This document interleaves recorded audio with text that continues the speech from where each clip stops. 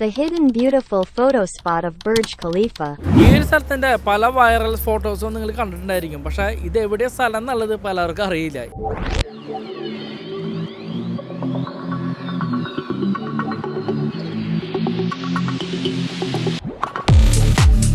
ഒരുപാട് ലക്ഷറിയസ് ആയിട്ടുള്ള കാറുകളൊക്കെ നമുക്ക് ഇവിടെ എടുക്കുന്നത് കാണാം. ഇവിടുന്ന് ഈ പടി ഇറങ്ങി താഴോട്ട് ചെന്ന് കഴിഞ്ഞാൽ നമുക്ക് ധാരാളം ബോട്ടുകൾ ഇങ്ങനെ കൂട്ടിയിട്ട് കാണാം. 5 സ്റ്റാർ പാലസ് ഹോട്ടലിന്റെ ഫ്രണ്ട് സൈഡ് ഏരിയ ആണ്. അയ്യവാ എന്തിട്ട് വ്യൂ നോക്കിയാ ആ ചെറിയ കെട്ടിടങ്ങൾക്ക് താഴെ ഒഴുകി നടക്കുന്ന നീല തടാകത്തിൽ നിൽക്കുന്ന ബുർജ് ഖലീഫ ഇത് വെച്ചിട്ടുണ്ട്. പിന്നെ ഇവിടെ എടുത്തു പറയേണ്ട ഒരു കാര്യമാണ് ഇവിടുത്തെ ക്ലീൻനെസ്സിന്റെ കുറിച്ച്. കയറി ചെല്ലുമ്പോൾ തന്നെ ഇതിനകത്ത് വലിയൊരു രാജകീയമായിട്ടുള്ളൊരു കിങ് ചെയർ ഇട്ടിട്ടുണ്ട്. നമുക്ക് 2 സെൽഫി ഒക്കെ എടുത്തിട്ട് വരാം. തന്നെ പലതരത്തിലുള്ള അഡ്വർടൈസ്മെന്റ് ഒക്കെ ഫോട്ടോഷൂട്ടൊക്കെ നടത്തുന്ന ആൾക്കാരൊക്കെ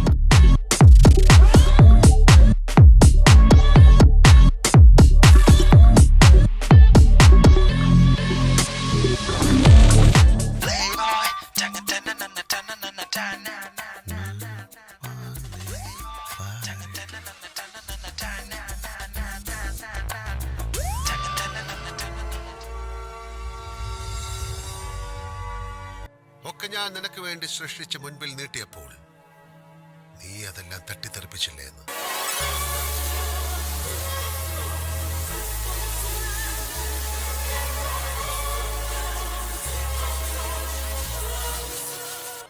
സോ ഈ ഒരു സ്പോട്ടിൽ വെച്ചിട്ടാണ് നമ്മുടെ മോഹൻലാലേട്ടൻ്റെ ആ കാസിനോയുടെ മനോഹരമായിട്ടുള്ള സീനൊക്കെ ഷൂട്ട് ചെയ്തിട്ടുണ്ടായിരുന്നു. സോ ആ ചവിട്ടുപടിയുടെ മുകളിൽ നിന്നാണ് റോമിയും ലക്ഷ്മിറയും നടന്നു വരുന്ന സീൻ. ഇതിൻ്റെ താഴത്തെ ഭാഗത്തായിട്ടാണ് ഈ ഒരു സ്പോട്ടിൽ നിന്ന് കാണുന്നുണ്ടെങ്കിൽ നമുക്ക് ഇതിൻ്റെ ഫുള്ളായിട്ടുള്ള വ്യൂ നമുക്ക് വൈഡ് ആംഗിളിൽ കാണാൻ കഴിയുമെന്നുള്ളതാണ് ഈ ഒരു സ്പോട്ടിൻ്റെ പ്രത്യേകത.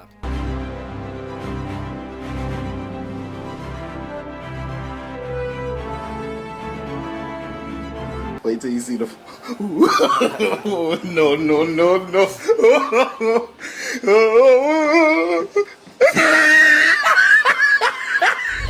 എല്ലാവർക്കും നമസ്കാരം. നമ്മളിപ്പോൾ നിൽക്കുന്നത് ദുബായിലെ ഡൗൺ ടൗൺ എന്ന് പറഞ്ഞിട്ടുള്ള ഏരിയയിലാണ്. ഡൗൺ ടൗൺ എന്ന് പറഞ്ഞാൽ ദുബായിയുടെ തന്നെ മെയിൻ ആയിട്ടുള്ള ഹാർഡ് കോർ ആയിട്ടുള്ളൊരു പ്ലേസ് ആണ്. ദുബായ് മലയിൽ തന്നെ Burj Khalifa, Dubai water fountain തുടങ്ങിയ ഏരിയകളൊക്കെ സ്ഥിതി ചെയ്യുന്ന ഒരു സ്പോട്ടാണ് ദുബായിയുടെ ഡൗൺ ടൗൺ എന്ന് പറഞ്ഞിട്ടുള്ള ഈ ഒരു സ്ഥലം എന്ന് പറയുന്നത്. അതുകൊണ്ടാണ് ഈ ഒരു സ്ഥലം എല്ലാവർക്കും സുപരിചിതമായിട്ടുള്ള സ്ഥലമാണ്. എനിക്ക് തോന്നുന്നു ദുബായ് വിസിറ്റ് ചെയ്യാൻ പറഞ്ഞ എല്ലാവരും തന്നെ ഈ ഒരു ബുർജ് ഖലീഫയൊക്കെ താഴ്ന്നിട്ട് ഫോട്ടോ എടുക്കാത്തവരായിട്ട് ആരും തന്നെ ഉണ്ടാകാൻ വഴിയില്ല.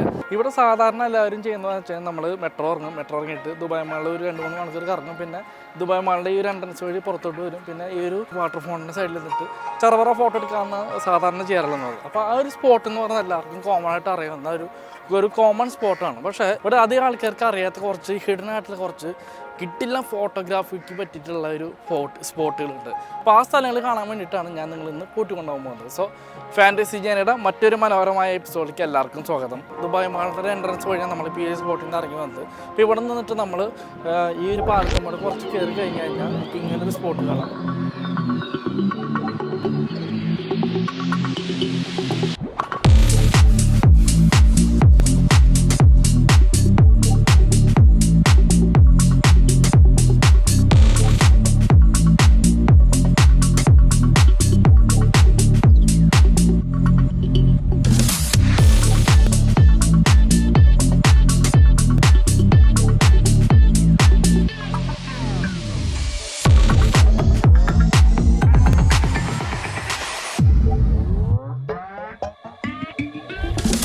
ഇവിടുത്തെ കാഴ്ചകളൊക്കെ കണ്ടു കഴിഞ്ഞാൽ ഈ പാലത്തിൻ്റെ അവിടെ കുറച്ച് ഫ്രണ്ടിലോട്ട് വന്നു കഴിഞ്ഞാൽ ഇവിടെ ഇങ്ങനെ ഒരു ബിൽഡിംഗ് കാണാം. ഇത് ആക്ച്വലി നമ്മൾ ആദ്യം വിചാരിച്ചിരുന്നത് ഏതെങ്കിലും ഒരു ഹോട്ടലിൻ്റെ അല്ലെങ്കിൽ റിസോർട്ടിനൊക്കെ ഭാഗമായിട്ട് വരുന്ന ബിൽഡിംഗ് ആയിരിക്കും. അതുകൊണ്ട് തന്നെ നമുക്കൊന്നും ഇതിനകത്തോട്ട് കിടക്കാനുള്ള അനുമതി ഉണ്ടാവില്ല എന്നാണ് ആദ്യം വിചാരിച്ചിരുന്നത്. പക്ഷേ അതൊന്നുമല്ല.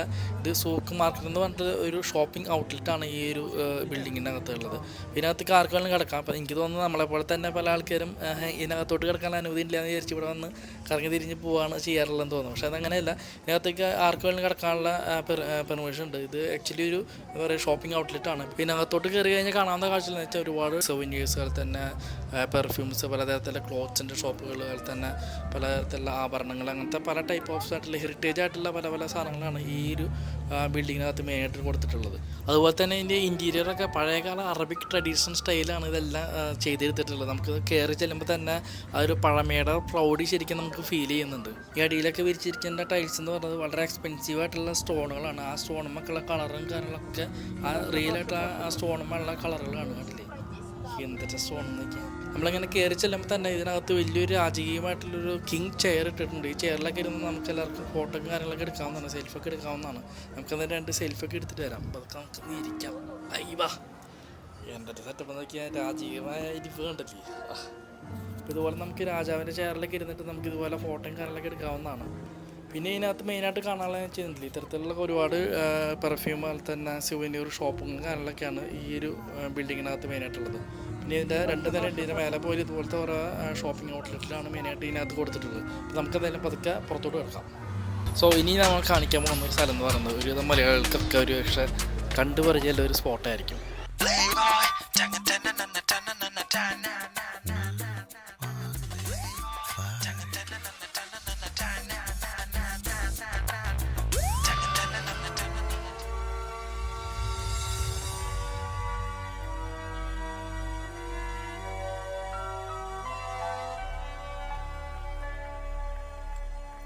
Hi, sir.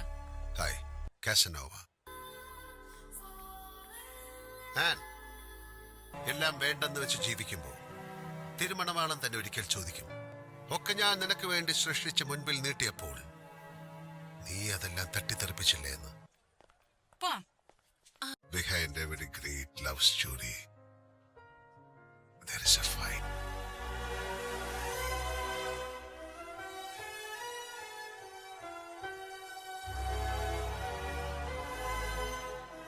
സോ ഈ ഒരു സ്പോട്ടിൽ വെച്ചിട്ടാണ് നമ്മുടെ മോഹൻലാലേട്ടൻ്റെ ആ കാസിനോയുടെ മനോഹരമായിട്ടുള്ള സീനൊക്കെ ഷൂട്ട് ചെയ്തിട്ടുണ്ടായിരുന്നത്. അപ്പോൾ ഞാൻ ജസ്റ്റ് ഈ പരിസരത്ത് വന്നപ്പോൾ ഫോർ ദ ഇൻഫർമേഷൻ വേണ്ടി പറഞ്ഞതാണ്. അപ്പോൾ നിങ്ങളിനി ഈ ഭാഗത്തേക്ക് വരാണെന്നുണ്ടെങ്കിൽ തീർച്ചയായിട്ടും ലാലേട്ടനൊക്കെ വന്നിട്ടുള്ള ഈ ഒരു സ്പോട്ട് നിങ്ങൾക്കും ഓർമ്മിക്കാവുന്നതാണ്.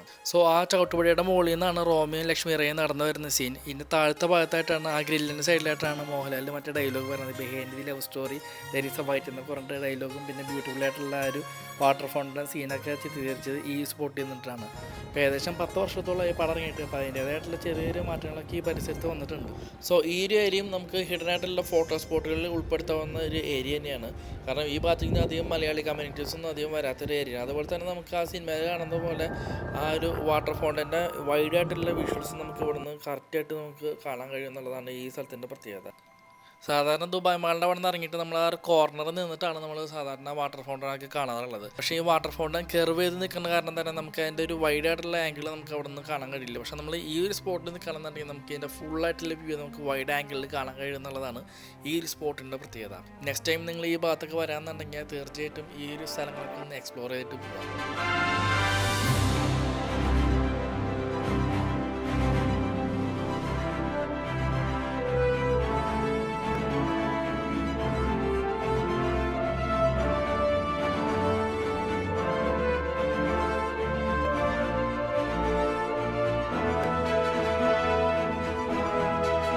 കുറച്ച് മുമ്പോട്ട് പോയി കഴിഞ്ഞാൽ ഈ ഒരു കെട്ടിട സമുച്ചയത്തെ എൻ്റെ ഈ കോർണറിലെത്തും. ഈ ഒരു സ്ഥലം എൻ്റെ ഒരു one of the favourite place ആണ്. കാരണം ഇവിടെ കുറച്ച് കാം ആൻഡ് ക്വൈറ്റ് ആയിട്ടുള്ള ഒരു ഏരിയ ആണ്. അത് ആളുകളൊന്നും വരാത്ത ക്രൗഡഡ് അല്ലാത്തൊരു ഏരിയ ആണ്. അതുകൊണ്ട് തന്നെ നമുക്ക് എത്ര നേരം വേണമെങ്കിലും ഈ ഒരു ലേക്കിൻ്റെ ഒക്കെ ഭംഗി ആസ്വദിച്ചുകൊണ്ട് നമുക്ക് ഇവിടെ നിൽക്കാം. ഇവിടുന്ന് ഈ പടി ഇറങ്ങി താഴോട്ട് ചെന്ന് കഴിഞ്ഞാൽ നമുക്ക് ധാരാളം ബോട്ടുകൾ ഇങ്ങനെ കൂട്ടിയിട്ട് കാണാം. ഇത് കാണുമ്പോൾ നമുക്ക് പെട്ടെന്ന് ഓർമ്മ വരുന്നത് ഇറ്റലിയിലെ വെനീസ് ആയിരിക്കും. അവിടെയും ഇതേ മാതൃകയിൽ തന്നെ കെട്ടിടങ്ങൾക്ക് താഴെയായിട്ടുള്ള വാട്ടർ കനാലുകളാണ് മെയിൻ അട്രാക്ഷൻ എന്ന് പറയുന്നത്. ഈ ബോട്ടുകളൊക്കെ റൈഡിങ് ബോട്ടുകളാണ്. നമ്മൾ നേരത്തെ കയറി വന്ന സ്ഥലത്താണ് ഇതിൻ്റെ ടിക്കറ്റ് കൗണ്ടർ വരുന്നത്. അപ്പോൾ അവിടെ നിന്ന് ടിക്കറ്റ് എടുത്തു കഴിഞ്ഞാൽ നമുക്ക് ലേക്കിന് ചുറ്റിയായിട്ട് നമുക്ക് റൈഡ് ചെയ്യാവുന്നതാണ്. ഒരുപാട് കോഫി ഷോപ്സുകൾ ഈ ഏരിയയിലുണ്ട്. ഇതൊക്കെ വലിയ വലിയ ഭയങ്കര എക്സ്പെൻസീവ് ആയിട്ടുള്ള കോഫി ഷോപ്പുകളാണ്. അപ്പോൾ ഇതൊക്കെ ഒരു 6 മണി 7 മണി കഴിഞ്ഞാൽ ഇവിടെ ഒക്കെ നിറച്ചുള്ള തിരക്കായിരിക്കും. നല്ല ക്ലൈമറ്റ് ആണ്, നല്ല കിടിലൻ ക്ലൈമറ്റും നല്ല തണുത്ത അന്തരീക്ഷം. ബുർജ് ഖലീഫയുടെ തൊട്ടടിയിലാണ് നമ്മൾ നിൽക്കുന്നത് കേട്ടോ. പക്ഷേ നമ്മളെന്ത് ഈ സ്ഥലം നേരത്തെ കാണാനേ. It's easy to. Oh, no, no, no, no.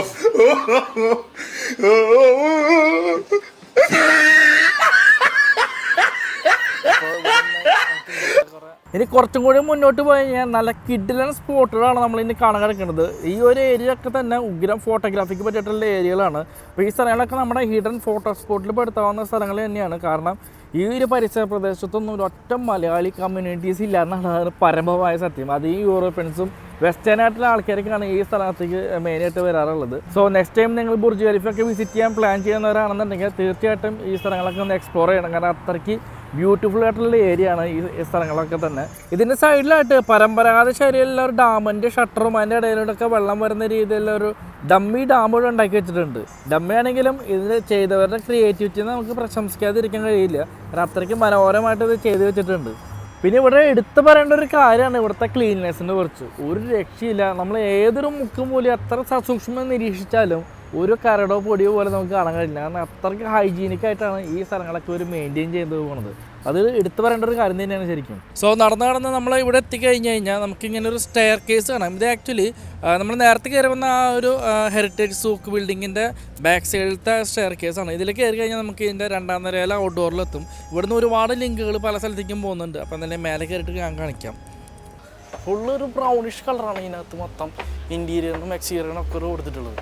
കാരണം അറബികളുടെ ഒരു രാജകീയമായിട്ടുള്ള ഒരു സ്റ്റൈലുണ്ടല്ലോ. സോ ഇതിൻ്റെ മേലെ കയറി കഴിഞ്ഞാൽ നമുക്ക് ഒരുപാട് വഴികൾ അങ്ങോട്ടും ഇങ്ങോട്ടൊക്കെ പോകണം കാണാം. പക്ഷേ നമ്മൾ നേരെ നടന്നു കഴിഞ്ഞാൽ നമ്മൾ ഇങ്ങനത്തെ ഒരു സ്പോട്ടിലെത്തും. ഇവിടെ ഒരുപാട് റെസ്റ്റോറൻറ്റ്സിലൊക്കെ കാണാം. ചൈനീസ്, ഫിലിപ്പൈൻ, അതുപോലെ തന്നെ യൂറോപ്യൻ ടൈപ്പൊക്കെ ആയിട്ടുള്ള ധാരാളം ലക്ഷറീസ് ആയിട്ടുള്ള റെസ്റ്റോറൻറ്റ് നമുക്കിവിടെ കാണാം. ഈ ഒരു സ്ഥലം എൻ്റെ വൺ ഓഫ് ദി ഫേവറേറ്റ് പ്ലേസുകളിൽ ഒന്നാണ്. കാരണം ഈ അടുത്ത കാലത്താണ് ഞാൻ ഈ സ്ഥലം കണ്ടെത്തിയത്. ഇവിടുത്തെ വ്യൂ എന്ന് പറയാനുണ്ടല്ലോ, അതിഗംഭീരമായിട്ടുള്ള വ്യൂ ആണ് ശരിക്കും പറഞ്ഞാൽ ഇവിടുത്തെ വ്യൂ എന്ന് പറയുന്നത്. ഞാൻ നിങ്ങൾക്ക് കാണിച്ചു തരാം. അയ്യവാ, എന്തിട്ട് വ്യൂ നോക്കിയാൽ ആ ചെറിയ കെട്ടിടങ്ങൾക്ക് താഴെ ഒഴുകി നടക്കുന്ന നീല തടാകത്തിൽ നിൽക്കുന്ന ബുർജ് ഖലീഫ. ആഹാ, ഒരു രക്ഷയില്ലാട്ടോ ഇവിടുത്തെ വ്യൂ എന്ന് പറഞ്ഞാൽ. കാരണം അസാധ്യ വ്യൂ ആണ് ഈ ഒരു സ്പോട്ടിൽ നല്ല വ്യൂ എന്ന് പറയുന്നത്. ഇപ്പോൾ ഇവിടെ നിന്നൊക്കെ നമുക്ക് നല്ല കിട്ടില്ല ഫോട്ടോകളൊക്കെ എടുക്കാൻ പറ്റിയിട്ടുള്ള ഒരു എന്താ പറയുക, കിട്ടിനായിട്ടുള്ള സൂപ്പർ ഏരിയ ആണ്. അപ്പോൾ തീർച്ചയായും നിങ്ങളൊക്കെ ഇവിടെ വന്നിട്ട് എക്സ്പ്ലോർ ചെയ്യണം. ഇനി നമ്മൾ പോകാൻ പോകുന്നത് നമ്മുടെ ലിസ്റ്റല്ല ലാസ്റ്റത്തെ ഹിഡൻ ഫോട്ടോ സ്പോട്ടിലേക്കാണ്. അപ്പോൾ ഈ ഒരു റെസ്റ്റോറൻറ്റ് ഇടപെടിലൂടെ നടന്നു കഴിഞ്ഞാൽ നമ്മൾ ഇങ്ങനൊരു സ്പോട്ടിലെത്തും. ഇത് ആക്ച്വലി ഈ കാണുന്ന 5 സ്റ്റാർ പാലസ് ഹോട്ടലിൻ്റെ ഫ്രണ്ട് സൈഡ് ഏരിയ ആണ്. പക്ഷേ ഈ ഒരു പൂൾ ഏരിയ ഒക്കെ ഹോട്ടലിൻ്റെ ഭാഗമാണെങ്കിൽ കൂടി ഇവിടെ ഫോട്ടോ എടുക്കണോ വീഡിയോ എടുക്കണമെന്നൊന്നും റിസ്ട്രിക്ഷൻസ് ഇല്ല. നമുക്ക് ആർക്ക് വേണമെങ്കിലും പബ്ലിക്കിനൊക്കെ ഫോട്ടോ വീഡിയോസൊക്കെ എടുക്കാം. അതിന് പ്രശ്നമില്ലാത്ത ഒരു ഏരിയ ആണത്. ഈ ഒരു സ്ഥലത്തിൻ്റെ പല വൈറൽ ഫോട്ടോസും നിങ്ങൾ കണ്ടിട്ടുണ്ടായിരിക്കും. പക്ഷേ ഇത് എവിടെയാണ് സ്ഥലം എന്നുള്ളത് പലർക്കും അറിയില്ല. എനിക്കും പറയേണ്ടായിരുന്നില്ല. ഞാനും ഈ അടുത്ത കാലത്താണ് ഒരു ദിവസം ഇതിലിങ്ങനെ തേരാപ്പാര നടക്കുന്ന സമയത്താണ് ഈ ഒരു സ്ഥലം കണ്ടെത്തിയത്. സോ അപ്പോൾ എന്തായാലും നമ്മുടെ ലാസ്റ്റത്തെ hidden photo spot of the Burj Khalifa background കണ്ടു.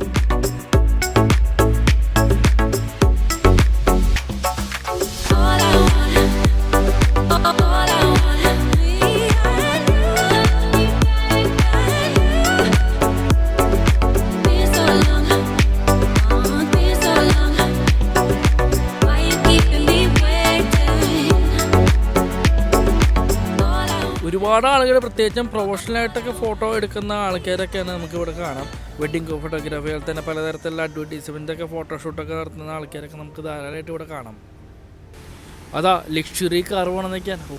എന്തിട്ട് ലുക്ക് എന്നൊക്കെയാ ലക്ഷറി കാറ്. അപ്പോൾ അതിൻ്റെ ബാക്ക്ഗ്രൗണ്ടിലൊക്കെ ആൾക്കാർ ഫോട്ടോ എടുക്കുന്നത് കാണാം നമുക്ക് ഇവിടെ നിന്ന്. ഒട്ടുക്കത്തെ ലുക്ക് തന്നെ കേട്ടാ. ഈ പൂളിൻ്റെ ഇടയിലൂടെയൊക്കെ നമുക്ക് നടക്കാം. ഇതിനൊന്നും യാതൊരു പ്രശ്നവും ഇല്ല ഇവിടെ. സോ ഇതൊക്കെയാണ് ഇവിടുത്തെ മെയിനായിട്ടുള്ള കാഴ്ചകൾ വരുന്നത്. അപ്പോൾ ദുബായ് ഡൗൺ ടൗണിൽ അധികം ആരും കാണാത്ത സ്ഥലങ്ങളാണ് നമ്മൾ ഇന്ന് എക്സ്പ്ലോർ ചെയ്തത്. ഒരു സ്ഥലം കൂടി കാണിച്ചിട്ട് നമുക്ക് വ്ളോഗ് പതുക്കെ അവസാനിപ്പിക്കാം. നമ്മൾ വന്ന വഴി തന്നെ തിരിച്ചു പോകണമെന്നില്ല. നമ്മൾ നേരത്തെ കയറി വന്ന ആ സ്റ്റെയർ കേസിൻ്റെ അവിടെ നിന്ന് നമ്മൾ റൈറ്റ് തിരിഞ്ഞു കഴിഞ്ഞാൽ നമുക്ക് ഇങ്ങനെ ഒരു വരാന്ത കാണാം. ഇതിലൂടെ നമ്മൾ നേരെ നടന്നു കഴിഞ്ഞാൽ അടിയിലോട്ട് ഇറങ്ങാനുള്ളൊരു വഴിയുണ്ട്. നമ്മൾ ആദ്യം കയറി വന്ന ആ ഒരു ഹെറിറ്റേജ് സൂക്കിൻ്റെ ഇപ്പുറത്തെ സൈഡിലാണ് നമ്മൾ ഈ ഒരു സ്റ്റെയർ കേസ് ഇറങ്ങി നമ്മൾ എത്തിപ്പെടുന്നത്. ഇവിടെ നിന്ന് നടന്നാലും നമുക്ക് കാണാനുള്ള നല്ല മനോഹരമായിട്ടുള്ള ഏരിയകളുണ്ട്. പക്ഷേ ഇതൊന്നും ഹിഡൻ ഫോട്ടോ സ്പോട്ടിൽ പെടുത്താൻ പറ്റിയ ഏരിയകളല്ല. ഇതൊക്കെ കോമൺ ആയിട്ട് ആൾക്കാർ വരുന്ന ഏരിയകളാണ്. ഇതാ കാണുന്ന പാലത്തിലൂടെയായിരുന്നു നമ്മൾ നേരത്തെ കയറി പോയത്. ഒരുപാട് ലക്ഷറീസ് ആയിട്ടുള്ള കാറുകളൊക്കെ നമുക്ക് ഇവിടെ എടുക്കുന്നത് കാണാം. അപ്പോൾ ഈ കാണുന്നതാണ് പബ്ലിക് റെസ്റ്റോറൻറ്റ് എന്ന് പറയുന്നത്. ഒരുപാട് സെലിബ്രിറ്റീസൊക്കെ വരുന്ന ഒരു റെസ്റ്റോറൻ്റാണ് ഈ ഒരു പബ്ലിക് എന്ന് പറഞ്ഞ റെസ്റ്റോറൻറ്റ്. സോ ഇനി ഇവിടെ നിന്ന് നമ്മൾ നേരെ നടന്നു കഴിഞ്ഞാൽ ദുബായ് മാളിൻ്റെ അകത്തോട്ട് നമ്മൾ വീണ്ടും കയറും. ഹാർട്ടിൻ്റെ ഷേപ്പായിട്ടുള്ള ഒരു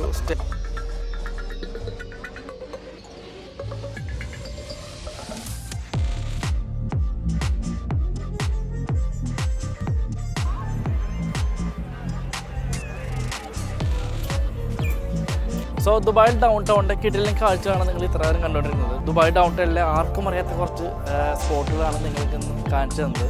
സോ വീഡിയോ എല്ലാവർക്കും ഇഷ്ടമായെന്ന് കരുതുന്നു. സോ ഇതുപോലത്തെ കിടിലൻ വീഡിയോയിലൊക്കെ ആയിട്ട് നമ്മൾ ഇനി വരും. അതായിരിക്കും എല്ലാവർക്കും tata, bye bye, see U.